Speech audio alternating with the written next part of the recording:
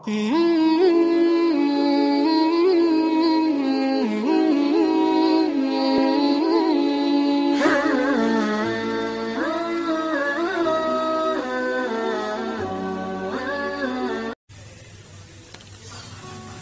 hari, tokoh besar bernama Imam Hasan Al-Basri tengah berjalan di pasar kota Basrah.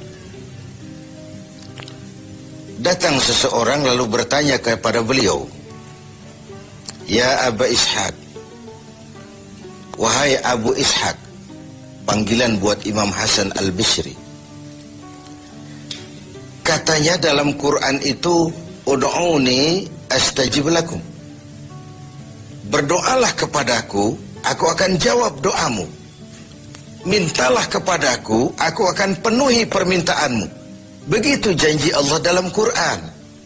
Lah kami ini, kata si orang tadi, sudah lama berdoa kepada Allah.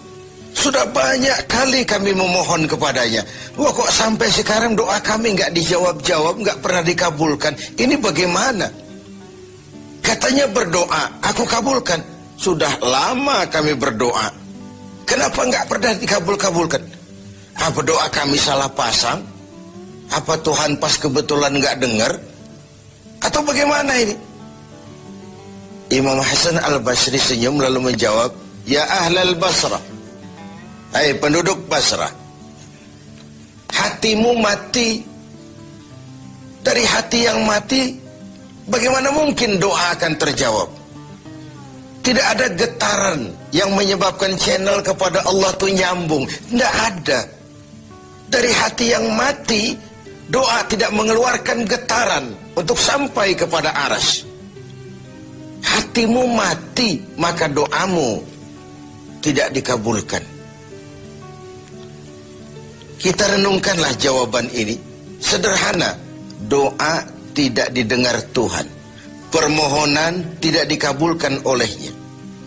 Tapi kalau kita mau menukik kepada renungan yang lebih jauh, kemalangan apa yang lebih besar selain daripada kalau Allah sudah berpaling kepada kita dalam hidup ini? Permohonan tidak didengar, doa tidak dikabulkan, Allah sudah masa bodoh dengan kita. Kemana lagi langit tempat kita bernaung? Kemana lagi bumi tempat kita berpijak?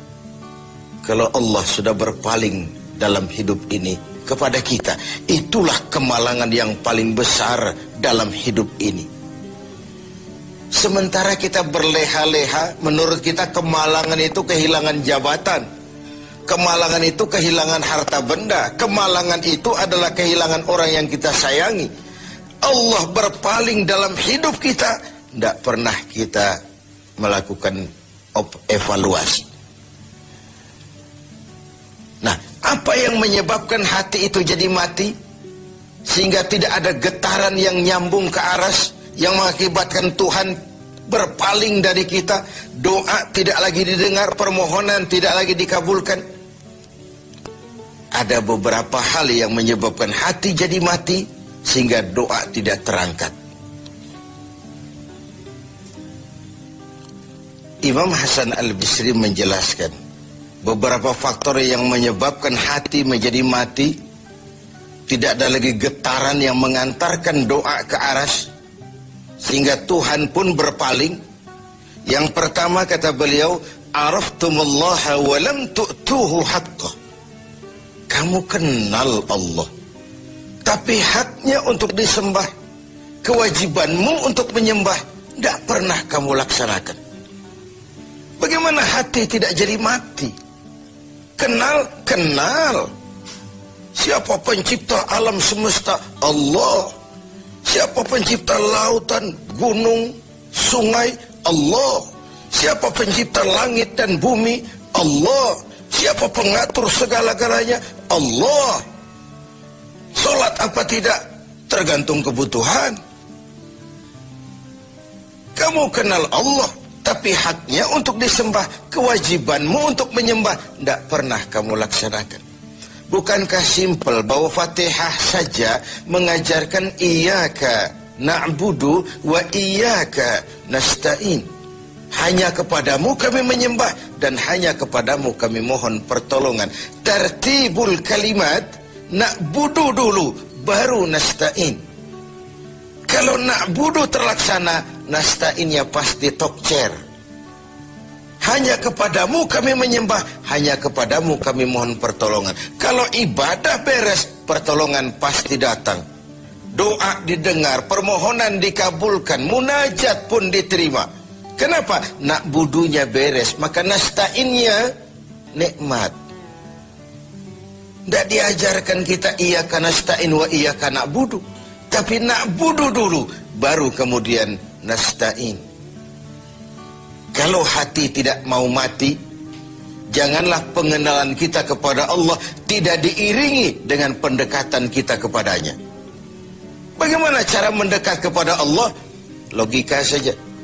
Mau dekat dengan presiden, ikuti peraturan yang dibuat oleh protokolernya presiden. Mau dekat dengan gubernur, ikuti peraturan yang disusun oleh protokolnya gubernur. Tidak bisa mau dekat dengan gubernur bikin peraturan sendiri. Mau dekat dengan Allah bikin metode sendiri. Dengan jalan ngelamun, duduk madep ngidul, bengong 4-5 jam, lalu mau dekat dengan Allah. Mau dekat dengan Allah, ikuti cara yang sudah diatur oleh Allah melalui utusan-utusannya. Bukan dengan cara membuat sesuatu sendiri. Ini yang pertama. Lalu yang kedua, yang menyebabkan hati jadi mati, qara'tumul Qur'an walam ta'malu bih. Kamu baca Al-Quran, kamu dengungkan Al-Quran, kamu sanjung Al-Quran, walam ta'malu bih, tapi isinya, ajarannya tidak pernah kamu laksanakan. Isinya, ajarannya sering malah diinjak-injak. Bukankah kita hidup di satu zaman di mana tuntunan sudah menjadi tontonan, dan tontonan sering dianggap sebagai tuntunan? Bukankah kita hidup di satu masa di mana orang yang jujur dikhianati dan pengkhianat malah diberikan amanah? Bukankah zaman ini sudah terjadi pergeseran nilai yang sedemikian rupa?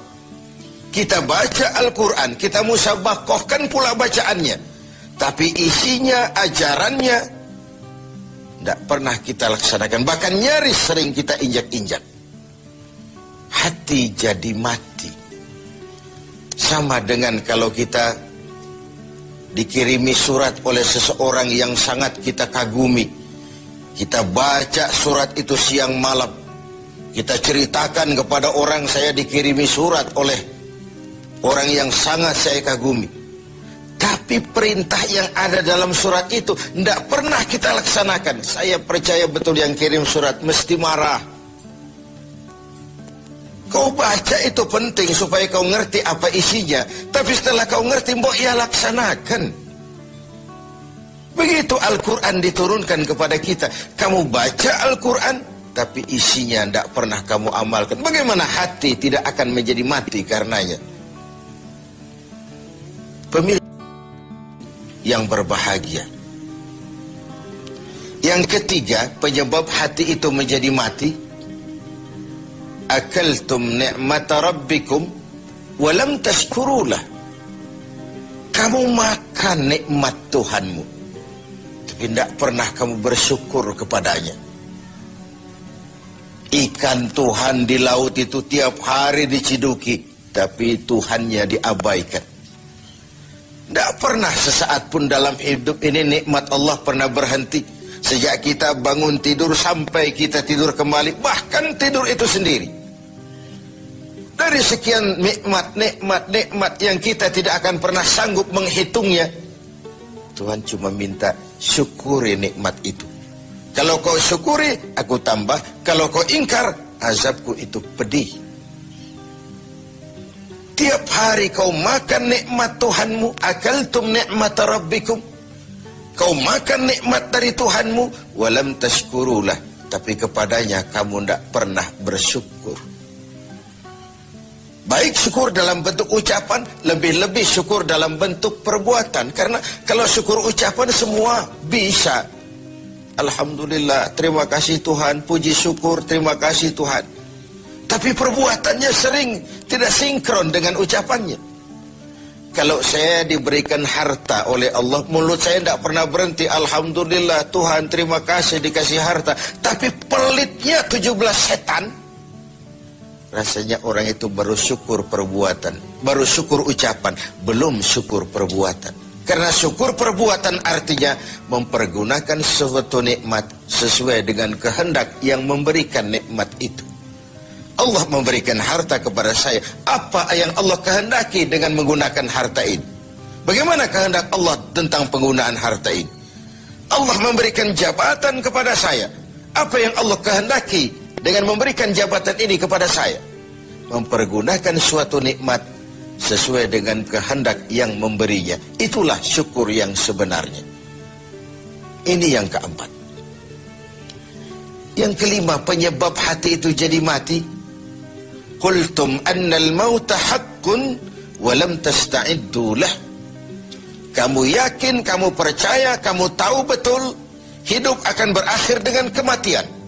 Namun kau tidak pernah mempersiapkan diri untuk itu. Baik menghadapi kematian maupun menghadapi yang lebih penting sesudah kematian. Karena mati pada dasarnya sebuah peralihan dari sebuah tahap kehidupan kepada tahap kehidupan yang berikutnya.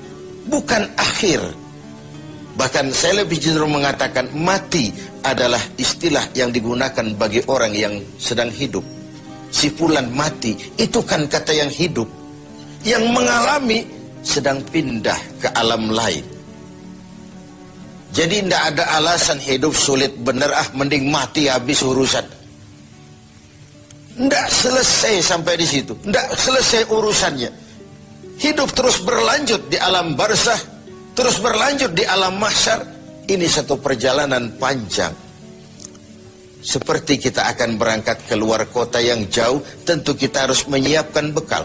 Semakin jauh perjalanan, semakin banyak bekal yang kita bawa. Kalau Anda akan berangkat jauh, tidak bawa bekal berangkat juga, itu kan nekat sama namanya. Sampai ke tujuan belum tentu, sengsara di jalan sudah pasti. Kenapa? Tidak ada bekal kok berangkat. Begitulah kita sebagai manusia, hamba Allah. Perjalanan panjang, belum siap bekal, belum cukup ibadah kita, sudah datang saat kematian. Tentu artinya belum punya bekal sudah berangkat. Alamat sengsara di jalan karena bekal tidak ada. Inilah Ramadan di mana kita antara lain menyiapkan bekal-bekal untuk menghadapi hidup sesudah kehidupan yang